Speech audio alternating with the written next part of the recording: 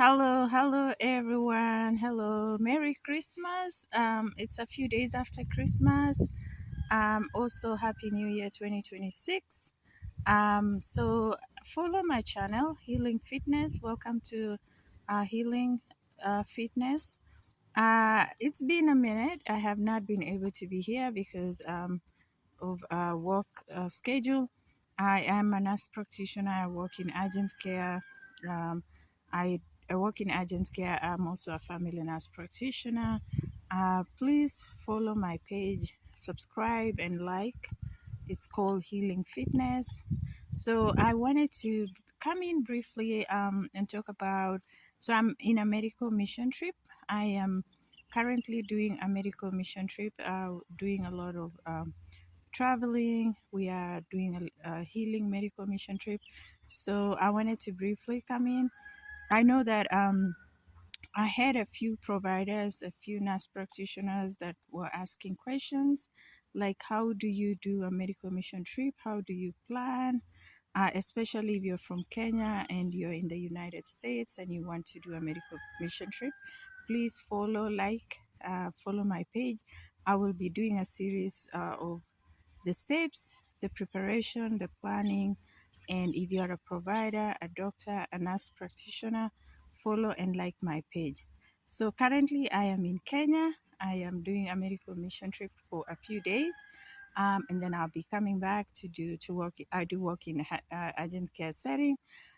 So please follow and like my page. So a few things, if you want, let's say you are a provider, you are a nurse practitioner and you want to do a medical mission trip, I'm going to talk specifically about preparation to Kenya, and then I will try and do other countries as well.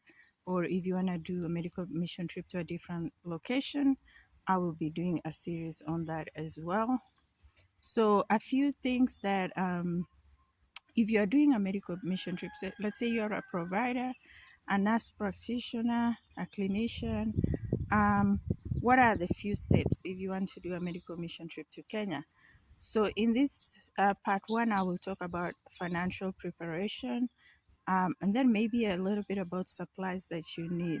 So financial preparation for Kenya, is making sure you have an unlocked phone. So, number one, make sure you have an unlocked phone that you will use for communication, for MPESA, for Safaricom data. So, and I will be talking briefly how that works because if you have been in United States and you haven't been to Kenya like I was for 10 years plus, um, some things have changed in Kenya. Like the M-Pesa is a new thing. I believe it started in 2007. But if you have been in the US for quite a long time, you might not know how it works. You don't know how to use that. So I will talk about briefly about how it works. So number one, have an unlocked phone. You can get it's a lot like a Samsung. You can get, I believe some iPhones are unlocked and you can buy this in the United States. You can also buy in Kenya. Samsung, like A07, A06, and different brands of Samsung. You cannot, so you can get Android, you can do iPhone, you just have to have an unlocked phone. And then number two, when you get to Kenya for means of communication, financial, like sending money, receiving money, paying for medical mission supplies, paying for a place to stay, for food, you have to have what they call M-Pesa. So number two, you have to get a Safaricom line. You can get a line. So meaning you get a SIM card placed on your phone, you purchase a line, and it's pretty cheap. I actually purchased a SIM card and a line for 100 shillings, which that's pretty little in dollars. So a Safaricom SIM and a line is 100 shillings. So I'm gonna walk you through the steps.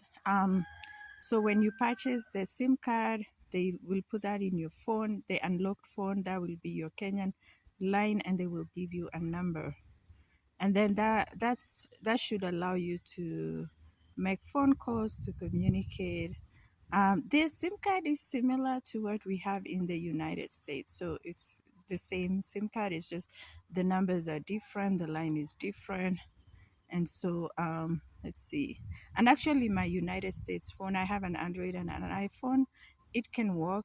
So if you have Samsung Android, most of them will be unlocked, the newer ones. So you can use it as well. And then number three, they will, once they unlock your phone, they give you a line, Safaricom data. So you can purchase what we call data. So there's a way that, and I will be showing that in the second session.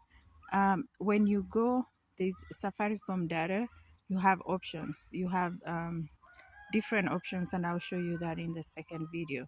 And then also MPESA. Number three is using MPESA. MPESA is in Kenya is a way of transactioning, so you can send money back and forth. You can purchase, um, like if you are doing a medical mission, you can purchase supplies. You can use it for Uber, like transportation. So they do have Uber in Kenya. Nairobi has Uber, Nakuru has Uber, Eldoret has Uber, but they also sometimes call it Wakili. And they have an app. So the Uber app is just the same as the blue app that we use in United States. I believe it's black. And so you just download the app and you can use that. And then also you can download they call it Wakili, is what they use in Eldoret and some other cities. So when you have M-Pesa, you can use that to pay for transportation. So you just, the way you use Uber in United States, you just transact, you send money through M-Pesa. And I will show you how that works in my second session. So those are a few steps that you have to take in preparation. So the medical mission trip is pretty. It's not. I would say it's not. It's not hard, but as well it's not easy because you have to prepare. And then there are supplies that you have to get ready. So I'll be talking in my next session about the supplies that you have to bring to Kenya if you're coming for a medical mission trip. And then, so I had a question about, can people use cash in Kenya versus M-Pesa? So M-Pesa, once you have a line, once you have an unlocked phone, once you have a Safaricom line, you can load money into M-Pesa. And I will show you guys how to load the money and how you transact. So you can send money, you can receive money, and you can transact using M-Pesa. And then also you can use cash. So some places still take cash, but not many. So a lot of people prefer M-Pesa because you can just send money. Like when you use an Uber app, you can send money. When you use Wakili, you can send money. When you go eat in a restaurant, supermarket, you can also use you can still use cash, but you can also use M-Pesa. You just need the M-Pesa number. I mean, you need a phone number for the person that's receiving the money. And once you have a line and you've loaded money on your M-Pesa, you can just transact that way, send it to the person that's receiving. So it's pretty easy. I believe it's kind of like Venmo. So in United States, we use Venmo, we use Cash App. Some people use Zelle, so it pretty much works the same. You have to have the number, or in United States we have a Cash App holder. You can also use the number, the telephone number, so that pretty easy as well.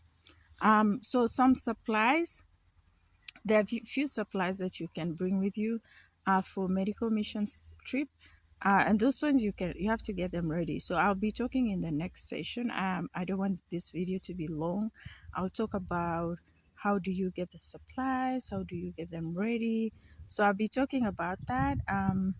A few supplies. So here in Kenya, a lot of things that we see is diabetes, hypertension, and we are lucky because it's being provided by the county, so that's pretty easy. Some musculoskeletal stuff, so some things that you can get for like musculoskeletal, you can like naproxen, Voltaren gel, uh, other things that are approved, but most of the medications are provided by the county. So I'll be talking about preparation, like supplies, how to get ready. So I'll do a part 2 series on that. A part three, I'll also show you guys how to load the M-Pesa and how to load the data.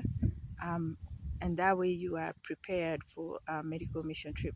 I know, like, I've had so many questions from the people, nurse practitioners that I work with in urgent care providers. How do you prepare for medical mission trip? What are the requirements? And especially people interested in Africa. So I'll be talking about that as well. So my next series, I will address a few things. Thank you.